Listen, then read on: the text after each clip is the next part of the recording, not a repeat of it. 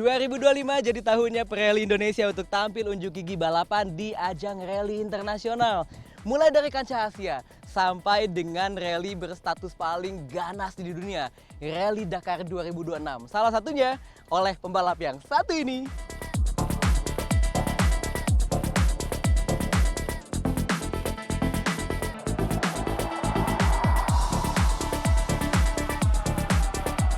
Halo, nama saya JJ. Saya adalah seorang pembalap rally dan off-road. Dan di tahun 2026 saya berencana akan ikut kejuaraan dunia Rally Dakar. Setelah kemarin selesai ICR 2024, saya agak nekat juga. Wah, kayaknya harus diberanikan buat bisa ikut Dakar. Emang harus dari awal ada modal nekatnya. Nggak bisa sekedar kayak nunggu finansialnya cukup, kalau nggak bakal bisa berjalan sama sekali. Jadi keberaniin diri dulu aja. Karena dulu dikenal namanya kan Paris Dakar, karena startnya dari Paris di Prancis, finishnya di kota Dakar di Senegal, Afrika. Tapi memang setelah itu udah bergerak terus, berpindah lokasinya sampai akhirnya untuk di tahun 2020 sampai sekarang adanya di negara Arab Saudi. Kita balapnya itu 2 minggu dengan jaraknya sekitar 8.000 km dan medan utamanya melintasi gurun pasir yang sangat ekstrim. Kalau sebelumnya ini saya backgroundnya lebih balap di negara tropis, lebih tanah, lumpur, melintasi sawah, pegunungan. Ini pasti jadi hal yang baru buat saya. Saya harus belajar banyak untuk gimana caranya bisa menguasai teknik nyetir di gurun pasir. Sementara untuk teknis seperti misalnya latihan juga udah mulai kita lakukan dan nantinya akan ada beberapa kali sesi latihan.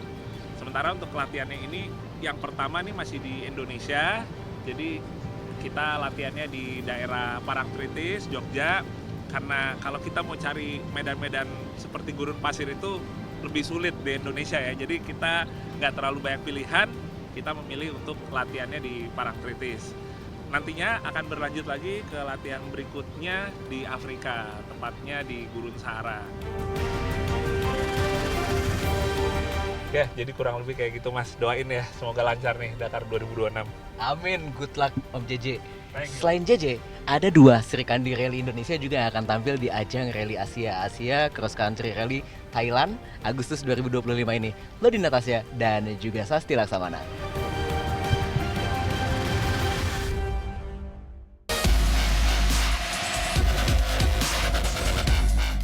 Lodi dan co-driver Sasti akan menempuh jarak lebih dari 3.000 km dalam balapan 8 leg yang dimulai 8 Agustus 2025. Ini adalah tahun ketiga keikutsertaan Lodi Sasti di ajang EXCR. Untuk berjuang melawan beberapa negara di lintasan ya, kita berjuangnya kita bukan berperang, tapi kita bertanding melawan banyak negara lain. Tahun ini ada dari Amerika, dari Australia, Jepang, India, Vietnam. Buat ikut ajang-ajang internasional seperti itu, skill aja nggak cukup. Butuh modal yang gede banget biar bisa berpartisipasi di ajang seperti AXR, apalagi Dakar. Makanya nggak aneh kalau banyak banget daftar sponsor yang harus nempel di mobil para pembalap. Kira-kira berapa ya modalnya yang dibutuhin dan gimana sih cerita para pembalap untuk bisa ngebejek gasnya di ajang rally dunia? Di Dakar Classic ini, karena saya melihatnya ini merupakan kelas yang paling realistis untuk pertama kali saya ikutan Dakar. Secara biayanya boleh dibilang yang paling murah itu 350 juta, sementara untuk mobilnya pakai yang tahun 2005 ke bawah. Dan yang menariknya adalah kelas ini sekarang jadi kelas yang paling ramai. Setelah mencari informasi ini itu, ternyata memang untuk awal ini lebih realistis adalah sewa mobil di bengkel atau di workshop yang memang sudah pengalaman ikut rally Dakar. Jadi meminimalisir juga yang namanya risiko seperti misalnya, wah salah spesifikasi nih mobilnya, atau kita tidak bisa lulus scrutineering-nya karena ada bagian-bagiannya yang memang tidak sesuai dengan regulasi. Untuk biaya sewanya itu kurang lebih di angka hampir 2 miliar. Benar, jadi memang kemarin sayang beribu sayang juga saya masih melepas seperti misalnya mobil balap yang saya gunakan di AXR. Tapi ya balik lagi, walaupun sayang, walaupun sedih sekali, tapi ini ada satu misi baru lagi yang lebih besar lagi yang membutuhkan pengorbanan saya untuk menjual mobil kesayangan. Kalau Lodi dan Sasti harus kerja ekstra buat bisa balapan di AXCR. Salah satunya dengan menggalang donasi di media sosial dan membuat gerakan Women Empowering Women. Tim besar mereka biayanya miliaran gitu. Tapi kalau aku dengan biaya seadanya itu nggak nyampe 500, tapi tetap itu adalah biaya yang besar sekali untuk kita pergi. Itu nggak jatuh. Iya, itu aku sampai aku naruh nomor rekening bank aku, tapi aku senang aku dapat kayak walaupun 25.000 rupiah dari perempuan-perempuan karena aku menggerakkan Women Empowering Women. Ada yang kirim dari Lampung, dari Aceh, beberapa pembalap perempuan yang aku juga nggak kenal gitu, mereka masih baru mencoba untuk balapan. Tapi kayak gini, kenapa sih nggak mau di-spill biayanya berapa? Karena aku takut kayak orang-orang yang mempunyai cita-cita kepengen balapan, dengar biaya ratusan juta tuh udah kayak males duluan, Mas. Padahal sebenarnya, hey, kamu bisa kok kalau misalnya emang kamu mau gitu. Selain Lodi dan Sasti, sejumlah pembalap Indonesia lainnya juga akan berpartisipasi di ajang yang sama. Ada Haryanto Memen dan TB Adi, serta crosser asal Jawa Timur, Irma Ferdiana, yang kembali turun di kelas moto. Mahardika Utama, Sony Sulistiono, Jakarta.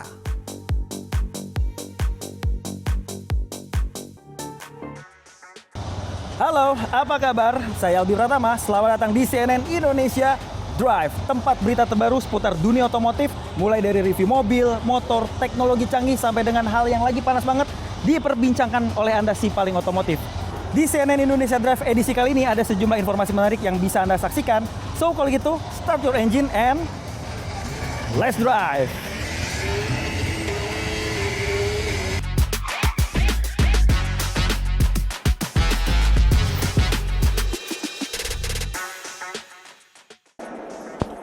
Di GIIAS 2025 ada salah satu aktivitas unik yang bisa dilihat oleh para pengunjung di salah satu booth-nya, di mana di sini ada teman-teman pelukis di bawah binaan Kementerian Ekraf yang lagi melukis bodi dari sebuah MPV listrik asal negara Jerman satu ini.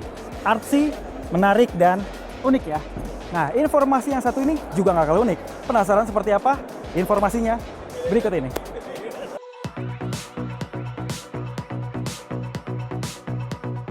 GIIAS 2025 jadi ajang brand kendaraan asal Jepang untuk fight back di tengah gempuran kendaraan asal Tiongkok lewat teknologi EV-nya. Tiga brand otomotif asal Jepang kali ini masing-masing membuat gebrakan di segmen kendaraan lingkungan dan sama-sama mempunyai label pertama kalinya di Indonesia. Pertama, ada Toyota yang hadir dengan dua kabar besar di GIIAS 2025, yaitu pengenalan Toyota Urban Cruiser EV dan rencana produksi lokal Toyota BZ4X di Indonesia mulai 2026. Toyota Urban Cruiser EV jadi SUV listrik kompak yang dirancang untuk pasar perkotaan dengan pilihan baterai 49 dan 61 kWh, tenaga antara 144 hingga 184 horsepower, serta jarak tempuh mulai dari 400 hingga 500 km sekali charge. Tidak hanya itu, Toyota juga mengumumkan akan memulai merakit mobil listriknya di Indonesia untuk pertama kali lewat produk Toyota BZ4X mulai 2026. Mobil listrik yang saat ini didatangkan secara CBU dari Jepang ini dibanderol dengan harga 1,2 miliar rupiah. Jika nantinya dirakit di Indonesia, Toyota BZ4X diestimasi memiliki harga yang lebih bersaing dengan sejumlah produk asal Tiongkok. Jadi yang pertama gini lah ya, kalau Toyota selalu percaya bahwa kompetisi itu bukan sesuatu yang jelek.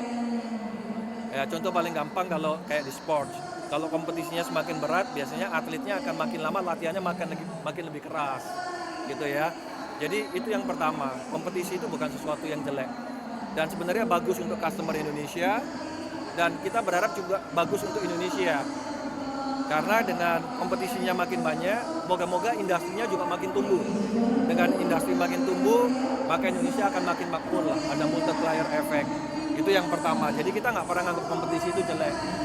Yang kedua, sekali lagi, sebagai salah satu pemain otomotif, kita akan selalu melihat dari customer need. customer needs in term of product seperti apa, in term of usage seperti apa. Jadi total ekosistemnya kita akan pikirin. Jadi kalau ditanya apakah kita siap, ya kita pasti akan siap. Dari kubu Daihatsu hadir Rocky Smart Hybrid yang memiliki sistem hybrid seri yang menjadikan mobil ini berjalan dengan motor listrik secara penuh. Mesin bensin 1200 cc WAVX ini bertugas sebagai generator, sementara motor listrik jadi penggerak utama dengan tenaga 106 PS atau torsi 170 Nm. Baterai disematkan berkapasitas 0,74 kWh yang memberikan efisiensi hingga 28 km per liter melalui uji WLTC, serta emisi yang rendah hanya 83 gram CO2 per kilometer. Daihatsu Rocky Smart Hybrid ini akan menjadi model ramah lingkungan pertama dari Daihatsu Indonesia yang saat ini masih dibuat secara CBU Jepang dan ditawarkan dengan harga promo Rp293 jutaan selama Gias 2025. Senada dengan dua brand lain, Suzuki membuat kejutan lewat perkenalan SUV listrik e-Vitara yang jadi calon mobil listrik pertama dari Suzuki di Indonesia. Mobil ini dibekali baterai 49 dan 61 kWh dengan tenaga hingga 184 horsepower dan jarak tempuh sekitar 320 sampai 400 km sekali cas. Mobil yang menggunakan platform Hardtech E ini masih berstatus konsep dan diperkirakan mulai dijual pada awal 2026 di Indonesia.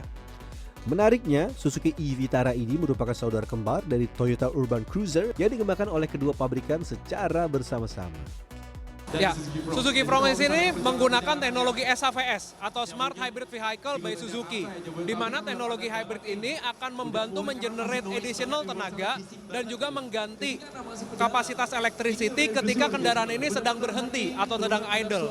Jadi ini adalah kendaraan elektrifikasi hybrid Suzuki yang dibuat untuk membuatkan kendaraan ini memiliki sistem efektivitas dan efisiensi bahan bakar yang paling optimal.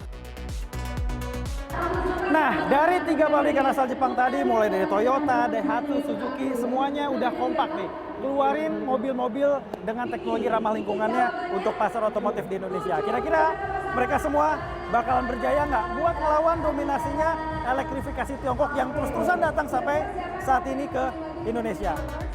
Tim Liputan CNN Indonesia Drive.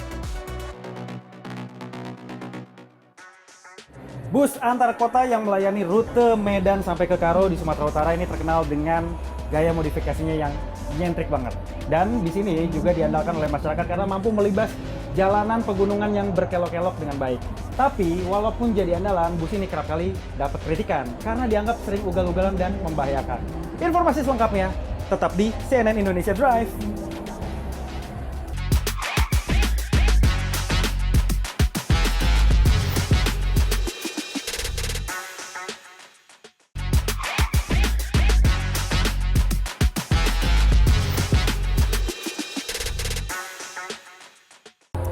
Di sebelah kanan saya ini adalah sebuah truk yang udah dimodifikasi dengan tampilan sangat-sangat racing dan juga nyentrik ya.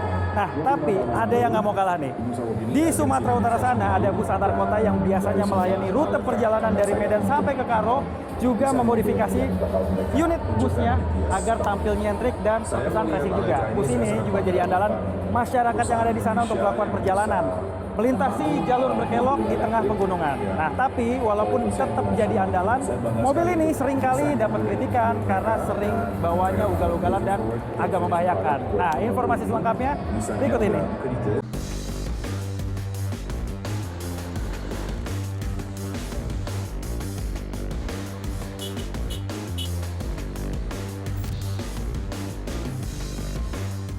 Ujung Simpang Selayang, Jalan Jamin Ginting Medan menjadi terminal bagi armada bus gunung, sebutan untuk bus angkutan umum antar kota dalam Provinsi AKDP, trayek Kota Medan, Kota Brastagi, dan Kabanjahe, Kabupaten Karo, Sumatera Utara. Hiruk pikuk penumpang yang datang dan naik bus gunung pilihannya bercampur dengan kesibukan awak bus membujuk penumpang lain untuk ikut naik ke bus miliknya. Namun ada keunikan tersendiri saat melihat bus gunung yang berkumpul di terminal seperti sedang beradu gagah dan gahar di lapangan kontes mobil. Pada bagian luar atau eksterior setiap bus gunung penuh dengan modifikasi unik, dilengkapi puluhan lampu aksesoris, termasuk klakson telolet di ujung sisi kiri dan kanan atas. Livery atau motif dan warna yang menempel pada eksterior bus gunung trayek Medan Karo ini sangat khas, didominasi warna cerah khas setiap perusahaan. Di setiap bus tidak hanya punya nomor khusus. Yang membedakan dengan bus lain di tanah air, yaitu hampir setiap bus tertulis nama pemiliknya. Sekaligus ada foto orang maupun keluarganya terpampang di dinding bus. Slogan perusahaan maupun kata-kata mutiara juga ramai dituliskan di badan sekaligus kaca bus. Ada pula yang memasang foto buah, sumber penghasilan utama untuk bisa membeli bus. Pertama dulu harus kita mengerti orang Karo bidangnya bidang seni. Jadi keunikan membuat perasaan jadi tambah happy kurasa ya. Kalau dibandingkan dengan biaya yang dibuat untuk keunikan variasi yang begitu mewah, nggak sebanding memang. Tapi disitulah seninya. Bus gunung juga didandani interiornya, dari yang luks hingga lucu. Dari bagian dinding yang dibalut bahan kulit sintetis, aksesoris unik dan lucu dari boneka hingga rumai-rumai menjadi pembeda dengan bus lain. Setiap bus gunung roda 4 dapat membawa 25 penumpang, sedangkan bus gunung roda 6 dapat mengangkut hingga 30 penumpang. Keramahan sopir dan kondektur juga menjadi daya tarik bus gunung di mata penumpang. Apalagi ongkosnya hanya Rp20.000 per orang. Kalau aku pribadi bukan aksesorisnya yang aku tertarik. Keramahan orang ini aja. Kalau jalan-jalan yang dilewati Bu, dengan di dalam ini seperti apa Bu? Nyaman kah? Nyaman.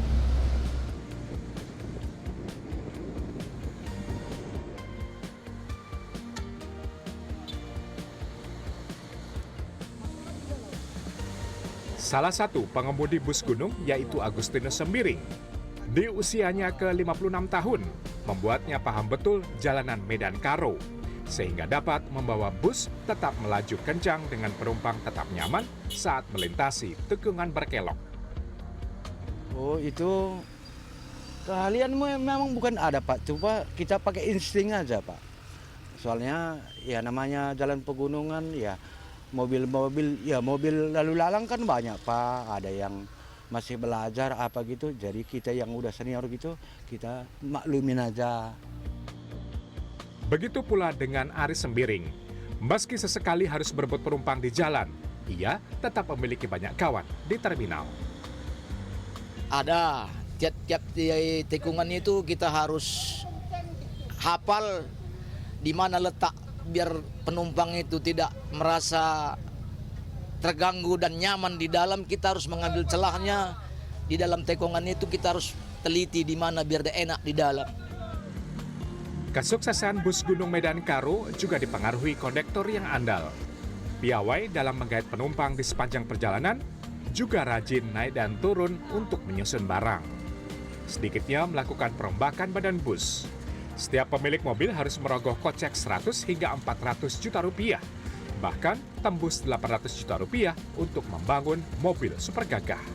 Bukan istilahnya ke lomba, jadi istilahnya memang apa sebenarnya dibilang Pak ya, cuman lebih ke variasi aja sih.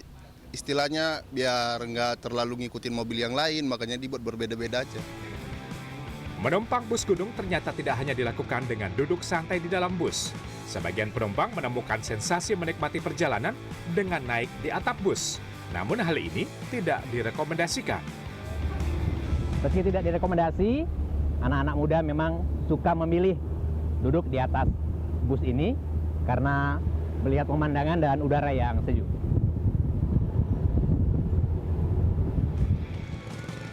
Para penumpang yang naik ke atas umumnya yang membawa banyak barang sehingga tidak mengganggu penumpang lain. Ada juga penghobi sepeda sembari menjaga sepeda yang ikut dibawa naik bus. Karena lebih cepat naik ke atas ya Bang, murah juga ongkosnya. Nah, jadi kami naik sepeda ke atas bisa turun cepat Bang. Oh ada Pak, kalau saya Pak kayak lebih tenang aja di atas Pak. Walaupun kadang nanti busnya mau kelok-kelok gitu, agak ada sensasinya gitu Pak. Kencang nggak pelajunya ini? Biasanya tergantung supir ya Pak. Dinas Perhubungan Kota Medan mengaku pergerakan bus gunung trayek Medan Karo sangat membantu masyarakat. Namun di lapangan masih ada pengemudi yang belum mematuhi aturan lalu lintas. Himbauan kerap diberikan agar membuat penumpang selamat sampai tujuan. Dan kepada khusus armada gunung atau bus gunung, kami minta juga agar bagaimana berdisiplin karena banyak nyawa yang dibawa ini. Karena penumpang rata-rata penuh, sehingga bagaimana kedisiplinan kita bisa menyelamatkan penumpang yang kita bawa. Bus Gunung Medan Karo hingga kini sigap melayani penumpang. Para pengusaha berjanji akan terus memberikan kualitas bus yang terbaik. Berharap bus gunung dapat memberikan untung lebih baik di masa depan. Komitmen menjaga nyawa penumpang juga harus diwujudkan semua pihak. Agus Supratman, Ayat Sudrajat, Medan, Sumatera Utara. Mobil balap formula, baik itu Formula One ataupun Formula E yang ada di sebelah saya ini terkenal dengan performa tinggi dan juga teknologi canggihnya. Tapi tahukah Anda, ternyata banyak teknologi canggih yang ada di mobil balap formula yang kemudian disematkan ke mobil-mobil yang biasa kita lihat di jalan raya sehari-hari. Nah, penasaran ada apa aja? So, tonton terus CNN Indonesia Drive.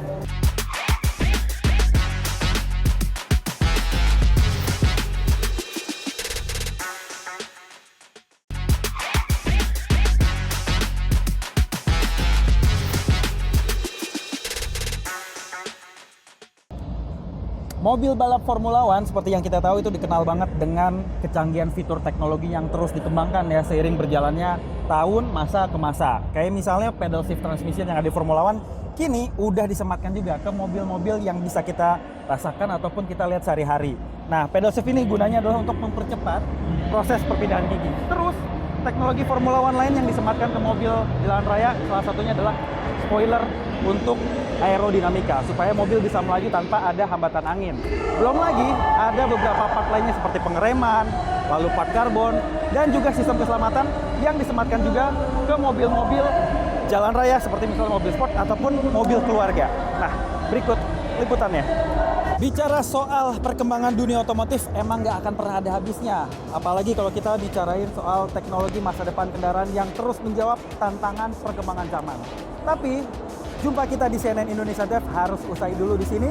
Jangan lewatkan untuk terus saksikan CNN Indonesia Drive setiap Sabtu pukul 21.30 waktu Indonesia Barat. Lengkapi juga informasi menarik lainnya melalui kanal sosial media TikTok, Instagram @CNN Indonesia untuk dapatkan konten-konten dari CNN Indonesia Drive. Saya Albi Pratama, pamit undur diri. See you until the next ride.